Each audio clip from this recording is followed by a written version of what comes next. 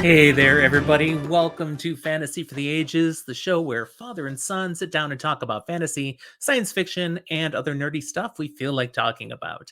Today, it's just me, Jim, here to talk to you about a topic I want to share, where I have attempted to wrangle with ranking all 15 books of The Wheel of Time based on my preference for these stories and what goodness I think each book contains. I am not here to tell you that any of these books are bad books. It's a matter of the best and the least best, because they're all part of an incredible story. But they are not all equal. So here I'm going to try to do this for you. Now, I will need to make clear that there are spoilers here. I'm assuming if you're watching this, you've read The Wheel of Time. I'm not going to go into a lot of details, but I am going to give some tiny, quick shorthand reasons on why I've ranked these the way they are. And if you agree with me, let me know. And if you disagree with me, let me know. Zach and I always love to hear from people who've watched our shows. You can just drop comments down there in the comment box under here. And while you're looking around, don't forget to like the episode and subscribe to our channel if you haven't done so yet. All right, the ranking from least best to best. Well, come on. The 15th book has to be the prequel, New Spring. I read it as it came out, and that definitely colors my feeling on this book because I didn't want this book. I wanted the story to progress, not give me a flashback at this point. I was like, what are you doing to us, Robert Jordan? There's nothing wrong with this book. It just doesn't have the meat to it that I was looking for at the time, and I still hold that against RJ. Number 14, Crossroads of Twilight, which was book 10. A frustration with this book is that the story doesn't progress much. We're kind of sloggy here. I mean, we spend a third of it basically in flashback mode, seeing what everyone else was doing all over Randland, while Rand was cleansing Sidene at the end of the previous book, with the invaluable participation of Nynaeve, of course. Then a chunk of the book has Rand and Nynaeve simply unconscious, recovering from that experience. So we get next to nothing of them in this book. And we get way too much of Perrin in this book angsting over Fael, yet doing nothing. Oh, and Egwene angsting over the White Tower and what to do about it now with her forces, yet doing nothing. That's just too much of this book. That's why it's so low. My 13th is book 8, The Path of Daggers. This is an interesting book, and it sets up a number of things that will pay off later. The Bowl of the Winds is stolen away from under the Shan-Chan noses with explosive results, giving the Shan-Chan rumors of a super weapon that will slow them down for a while. We get Perrin reconnecting with Massima. We get Rand and the Ashaman's relationship growing dicier. And Egwene gains Amerlin war powers. That was cool.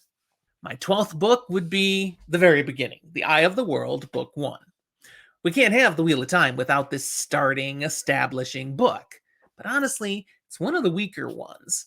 I attribute this to some oddities that never appear again, like Moraine and her Gandalf staff, and the weirdness of the ending, which leaves more questions than answers, some of which are never really answered as the series ends. Like, what was actually with that Eye of the World? How about what happens at Tarwin's Gap? What Rand does there, and the voice, and then the glowing and dark chords of power or something? Things that are never quite seen the same way again. Still, there's much to love in The Eye of the World. My 11th book is A Crown of Swords, book 7. This is where it starts to get hard, actually. So many good things happen in this book. But that's true of all the books to come, so this one has to be here. My order of the rest of these books, 11 to the top, could change by the day, except the top 3. Those are pretty solid. We'll get to that. But for this book, the things we get. We've got the aftermath of Dumai's Wells. We've got a harder, now more focused, darker Dragon Reborn. We get the fake fight with Perrin that sends him and Barrelane off to rein in the prophet, Massima. Moghedien's escape from the Wonder Girls in Saladar. We've got the rediscovery of Lan Mandragoran. We've got Aes Sedai swearing fealty to Egwene. That doesn't happen. Samael's scattering of the Shido over the Westlands. Marvelous. The Shanchen take Amadisha. Abu Dar and the search for the Bowl of the Winds plotline there. Matt's first encounter with the Golem happens there in Abu Dar. Got the Shanchen invasion of Abu Dar right at the end of the book that sees Matt caught behind enemy lines. And we get Rand taking out the Forsaken Samael and earning another crown as ruler of Ilion. All great things. But these get better. So our 10th book is Winter's Heart, book 9 in the series. The biggest part of this book is the ending, where Rand cleanses the Dark One's taint on Sidene. That's one huge epic scene. So many things happen, and I'm not going to talk about any of them. But I will also mention from this book, we get Elaine, Min, and Avienda becoming bonded to Rand, and Elaine finally gets her night with her man. Rand tracking down Ashaman, who have been going rogue, leads to Farmatting and the Padden Fane trap laid for Rand. Rand, who needs his bacon saved by Cad Swain and Nynaeve. And we get Matt meeting Tuon in Abu Dar. Oh, his future wife. Oh, and he steals her away, along with a number of Aes Sedai in hiding, which begins a considerable love-hate relationship in multiple ways there. All right, my 9th favorite book is The Dragon Reborn, book 3. This is a great wrap-up of the initial trilogy, ending with that clear proclamation that Rand is the Dragon Reborn and his acceptance of that fact, and the removal of another Forsaken, Balal, when Moraine comes in like a badass with balefire, and then Rand apparently taking out Baalzamon, Ishamael, which will lead to awesome future plot points. Other key factors here in this book are revelations of dark occurrences in the White Tower, which lead to Egwene, Nynaeve, and Elaine going off on a Black Aja hunt. Matt's Shader Logoth healing happens here, leaving him with memory gaps and awesome luck. And we have the introduction of some great characters in this book. Fail, I know some of you don't like her, but she's great. Gaul, Avienda, Ruark, Julian Sandar, and Berlane. And yeah, I know some of you don't like her either. Get over it. We have the discovery here that the Forsaken Samael is in disguise, ruling Ilion. Also, the Forsaken Ravine is in plain sight in Andor, though we don't really fully understand all the implications of that in this book. And of course, the Aiel, they come into our story in a much bigger way as we get to the end of The Dragon Reborn. My 8th book is Towers of Midnight, book 13. This is so hard putting these in order now. This is my least favorite of the 3 books Brandon Sanderson created, as he worked with Robert Jordan's notes to bring the series to a conclusion. But it's still a great book. So many awesome plot points here. Here's just a few of the best. We've got Lan riding across the borderlands from Malkir, because he was dropped off in the Gathering Storm way at the far end of the borderlands, and he promised her to take anyone who wanted to join him, so he's picking up this whole army on the way. We've got Rand 3.0 in this book, post-Dragonmount experience. Perrin forges his special power-wrought hammer, a power-wrought weapon for the first time since the Age of Legends. We've got Perrin's training with Hopper at a next level, and their encounters with Slayer. We learn about a dream spike. We have an epic result of all this, that Perrin and Slayer end up in Tar Valon battling with each other at the same time that Egwene is in Teleron Riyadh in Tar Valon, battling with Black Aja and, as it turns out, the Forsaken Masana. Hopper dies. Forever dies at this point. That was hard. But Masana gets taken off the board too, her brain broken, and that was awesome. Galad in this book gains full control of the White Cloaks. If there was somebody to take charge of them, he was the right guy. And then through a convoluted manner, the whole White Cloak army becomes part of Perrin's armed forces. We've got the Shan-Chen assassination attempt on Egwene in the White Tower, where she's saved by Gawain, whom she saves by bonding him as a warder.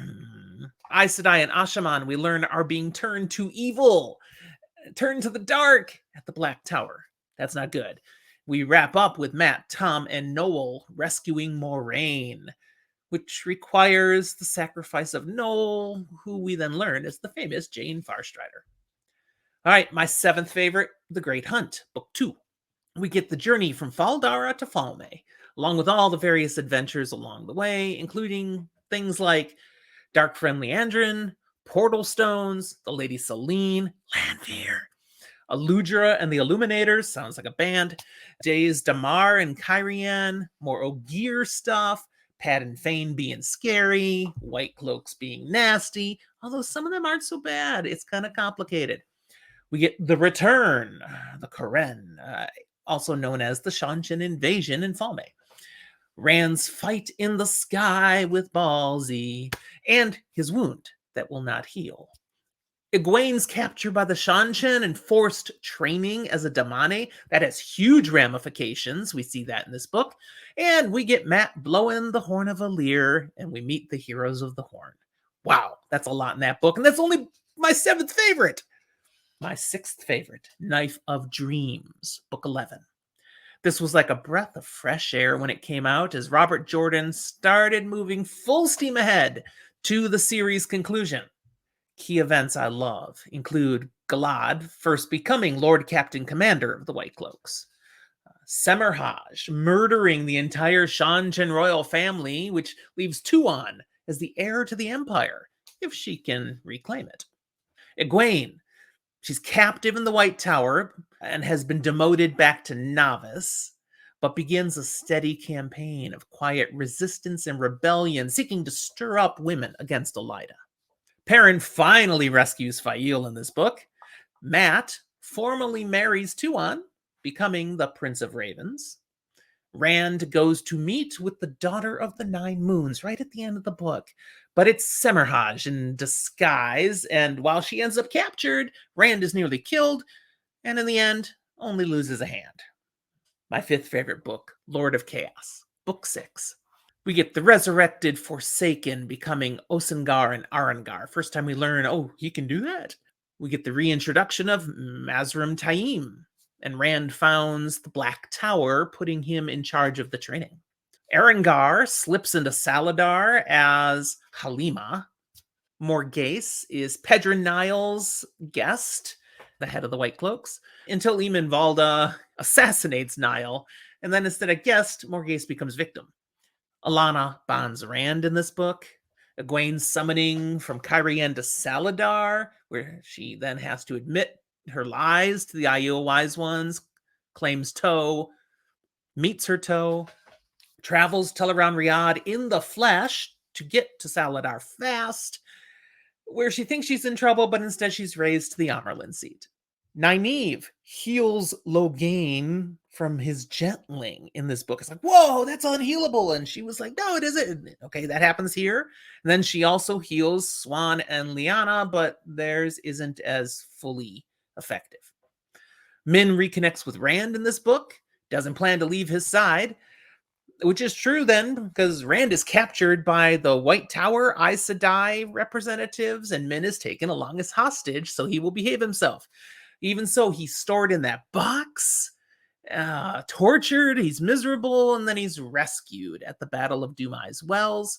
It wasn't entirely necessary because he frees himself from the box, thanks to a growing connection with his past self. And basically, he's getting crazier now. Great! We also get the power of the Ashaman revealed here on full display. Ashaman, kill! And then Perrin leading to River's forces and the wolves! It's the wolves! That's all here in this book. Wow. My fourth favorite book is The Gathering Storm. Book 12, the first one Brandon Sanderson wrote as he came to the rescue with RJ's notes. We get Egwene continuing to gain influence in the White Tower as Elaida's influence wanes. Then eventually the tower comes under attack by the Shanshan. Many Aes Sedai are carried off to become Damane. Egwene helps lead a major part of the resistance in that battle, and when it's all over, Elaida is discovered to have been one of the ones taken away. The tower selects Egwene as their Amerlin. Matt encounters and survives Hinterstap in this book.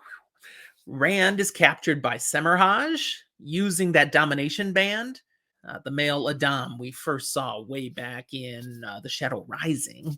and she forces him to kill Min, but Rand does resist, overcomes the band by tapping the true power, not the one power, the true power, and then erases Semirhage from existence with true power balefire. This, of course, drives Rand to become colder and even harder.